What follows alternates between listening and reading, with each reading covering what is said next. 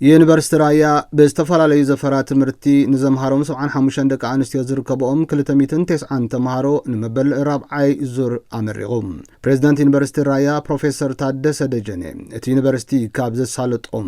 ስሩዕ ከይዲ ምምሃር ምስትምሃር ብተወሳኺ ጸገም ሕብረተሰብ ዝፈትሑ ዝተፈላለዩ መጽናዕትን ምርምራትን የካይድ ከም ዘሎ ሓቢሮም ተመረቕቲ ተምሃሮ ድማ ነዚ ተግባራዊ ንምግባር ኣብ ጻንሒቶም ዝጨበጥዎ ፍልጠት ናብ ተግባር ብምሽራፍ ኣብ ዝተዋፈሩሉ ዓውዲ ብተኣማንነትን ቅንዕናን ክሰርሑ ድማ ይምዕዱም የ2018 ተመራቂዎች እንኳን ደስ አላችሁ ተመረቅቲ ዝዕለት እንቋዕ ደስ በለኩም መጻእ ጊዜኹም ዓርሰ እምነት ፈጠራን ቅንዕናን ማዕቢልኩም ክትሰርሑ ይግባእ ኣብዚ ዩኒቨርሲቲ ኣብዚ ነበረኩም ጻንሒት ዘኻዕበትኩም ወፍልጠት ተጠቂምኩም ኣብዚ ኸድኩምዎ ዕውታት ንኽትኮኑ ድማ ጻዕር ክትገብሩ ትጽቢት ይግበር ተመረቕቲ ተምሃሮን ወለድን ብጊደኦም ፈታን ኩነታት ሰጊሮም ናብ ምረቓ ምብቅዖም ከም ዝሕጎሶም ብምግላጽ ብፍላይ ተመረቕቲ ኣብ ዝተዋፈሩሉ ዓውዲ ውጽኢታዊ ንምዃን ኣበርቲዖም ከም ዝሰርሑ የገንዝቡ ብሜዲካል ላቦራቶሪ ሳይንስ የተመረቐ ላዕለ ነጥቢ 4 ነጥቢ ብምምጻእ ተሸላሚ ኮይኑ ነው ማለት እዩ እዚ ነጥቢ ከምጽእ ዝኽኣለኒ ጠንክረ ብምስርሐይና ቤተሰብ ግን ብጣዕሚ እዮም ደበረታትዕኒ ይሕግዙኒ ስለዚ ብዚ ምኽንያት ኣብዚ በጻሕና ማለት ኣትርላይቲ ጻርኻ ብዕላማኻ ኣብቲ ዕላማኻ ጸናዕኻ ብዘይ ተሰምራ ብዘይ ተኻም ምስልቻይ ስራሕኻ ብኣጋው ምስራሕ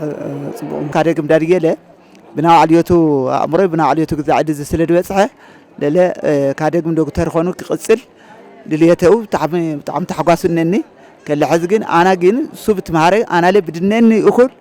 ክድግፍ ብጣዕሚ ተሓጓሰ ማለት ዘምጻኸው ውጽኢት ብጣዕሚ ደስተኛ እየ ጠንኪርካ እንድሕር ሰሪሕካሲ ዘይመጽእ ለውጥ የለ ማለት ጠንኪርና ክንሰርሕ ክንጽዕር ከም ዘለና ያነ መልእኽቲ ከም መሓላለፍ ዝደሊ ኣካቢ ቦርድ ኣመራርሓ ስራሕ ዩኒቨርሲቲ ራያን ሚኒስትሪ ምትእስሳር ዞባዊ ንግዲ ፌደራልን ዶክተር ካሳሁን ጉፌ ቦገኖም ብመንገዲ በይነ መረብ ኣብ ዘመሓላልፎ መልእኽቲ ንተመረቕትን ወለድን እንኳዕ ደስ በለኩም ድሕሪ ምባሎም ኣብ ልምዓት ሓይሊ ሰብ ላዕለዎት ትካላት ትምህርቲ ከምኡውን ጽሬት ትምህርቲ ንምርግጋጽ ስራሕቲ ምርምርን ሓደሽቲ ምህዞታትን ንምብራኽ ብትኹረት ይስራሓሉ ምህላው ይሕብሩ የራያ ዩኒቨርሲቲ ምንም እንኳን ከተፈጠረ አጭር ጊዜ ያስቆጠረ ቢሆንም